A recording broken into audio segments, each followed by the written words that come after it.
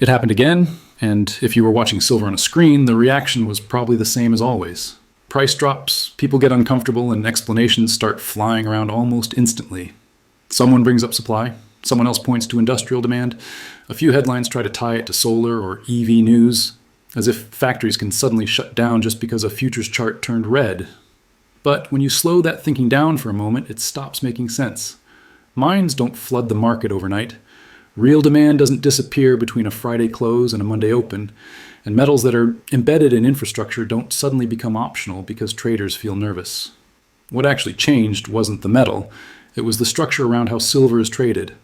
Earlier today, margin requirements on silver futures were raised. That sounds technical, almost boring, until you imagine what it looks like from inside an account. You go to bed thinking your position is fine. You wake up, check your screen, and the math has changed. The cash that was enough yesterday is no longer enough today. At that point, there's no opinion involved. You don't get to be patient. You either send more money immediately, or your broker closes the position at whatever price the market is offering. Anyone who's lived through a margin call knows how impersonal it feels. It's not fear pushing the button, it's a rule. When that same rule hits thousands of leveraged positions at once, price stops acting like a vote on value. It starts acting like a pressure release. And that's where most people get misled, because what looks like silver being rejected is often leverage being forced out.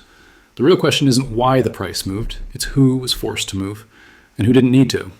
At first, margin and futures mechanics don't sound like something that should move a global price. Most people hear the word margin and immediately tune out because it feels abstract, technical, and disconnected from the real world. But the easiest way to understand it is to forget silver for a moment and think about something much more familiar.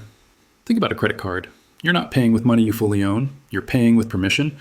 As long as your balance stays under the limit, everything feels normal. The moment that limit changes, even if your spending hasn't, the situation flips instantly. What was fine yesterday becomes a problem today, not because you did something wrong, but because the rules moved. That's exactly how futures markets work. A silver futures contract represents a large amount of metal, far more than most traders could ever buy outright. Instead of paying for it in full, you post margin, a fraction of the value, as collateral. As long as volatility stays within expected bounds, that system holds together. The problem starts when the exchange decides that the existing margin is no longer enough. When margins are raised, it doesn't matter that your view on silver hasn't changed or that the physical market looks the same as it did last week. Your broker recalculates your account under the new requirement, and suddenly you're under-collateralized. That's where price begins to lie. Because from the outside, the chart looks like a verdict on silver itself. In reality, what you're watching is a series of forced decisions. Traders aren't selling because they think silver is worth less. They're selling because they're required to. And when selling is driven by obligation rather than choice, price stops being a clean signal of value. This is why paper prices can move so fast. Futures aren't metal changing hands, they're claims changing hands. Claims can be created, adjusted, and closed at machine speed. Algorithms don't hesitate. Brokers don't negotiate. And none of that process cares whether a refinery still needs silver next month or whether inventories are tight. So when you see silver drop sharply after margin change, what you're really seeing isn't the market reassessing demand. You're seeing leverage being compressed. Buying power shrinks, positions are reduced, and the paper price adjusts to reflect that reduced capacity, not the underlying reality of the metal itself. Once you understand that distinction, price action starts to look very different. It becomes less of a truth teller and more of a stress indicator, showing you where pressure exists inside the system rather than what the asset is actually worth. When people see a sharp drop, the instinct is to call it panic, as if thousands of traders suddenly changed their minds at the same time. But that's not how these moves actually form, especially in a leveraged market like silver. What usually happens starts much earlier and much quieter. Price slips just enough to trigger the first layer of stops. Those stops don't ask questions. They become market sells. Market sells push price lower, which activates the next layer of stops. That second wave creates more selling, which tightens margin even further for anyone still holding leverage. This is where the drop stops feeling normal, not because emotions explode, but because liquidity thins out. Think about a busy highway where one lane suddenly closes. At first, traffic slows. Then a few drivers brake harder than they should. Within minutes, cars are stopped, not because everyone panicked, but because the system no longer has room to absorb movement smoothly. Markets behave the same way when forced selling meets thin liquidity. In futures, this effect is amplified. A relatively small number of forced liquidations can represent a huge amount of paper silver hitting the market in a short window. That doesn't mean real metal is being dumped. It means claims are being closed fast, often by algorithms reacting in milliseconds. This is why these moves look like cliffs instead of slopes. Normal pullbacks breathe. Buyers step in, sellers hesitate. Price probes levels. A flush doesn't breathe. It keeps falling until the forced sellers are gone, regardless of where fair value might be. Timing makes it worse. When margin events hit during periods of lighter liquidity, like holiday stretches or thin sessions, the same amount of selling does more damage. Stops trigger faster. Slippage increases. And price overshoots levels that would normally hold. By the time the move is over, the chart looks dramatic, almost irrational. But when you trace it backward, there's a clear chain of cause and effect. Forced selling created more forced selling, and price became a byproduct of that pressure, not a reflection of changing fundamentals. After a flush like that, most people stay glued to the chart, watching every tick as if the screen itself will explain what comes next. But this is usually where the screen becomes the least useful place to look. Real money doesn't move first on charts. It moves where friction exists. If you've ever tried to buy something physical right after a sudden price drop, you felt this gap. The quote says one thing, but availability says another. Dealers hesitate. Premiums don't fall the way the paper price does. Sometimes they don't move at all. Sometimes they quietly widen. That's not coincidence, it's information. The futures price reflects claims being adjusted. The physical market reflects metal actually changing hands. Those two processes don't move at the same speed, and they don't respond to the same pressures. When selling is forced in paper markets, physical sellers don't suddenly become desperate. They're not on leverage. They're holding inventory, not positions. This is why inventory behavior matters more than candles in moments like this. If metal were truly unwanted, you would see it immediately.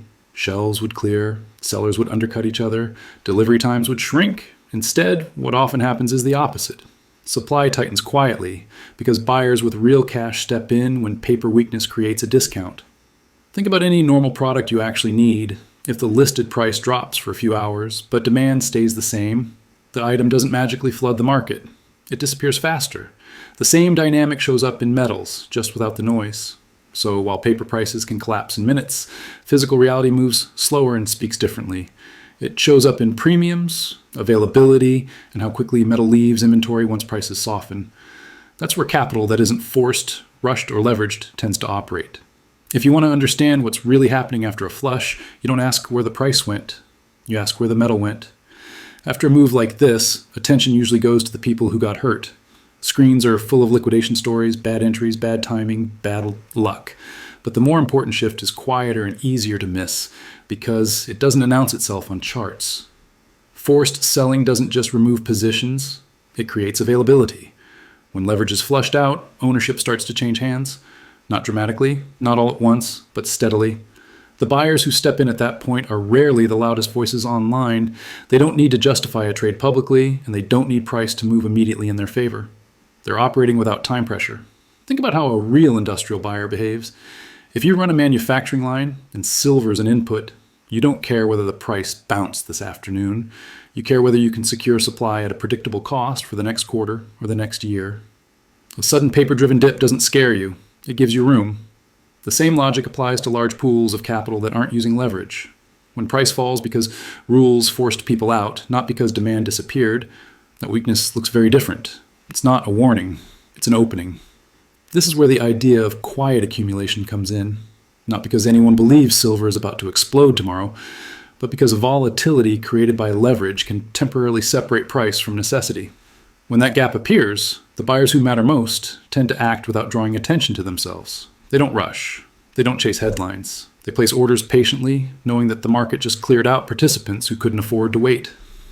Over time, that changes the composition of who actually holds exposure. And that's the part most people miss.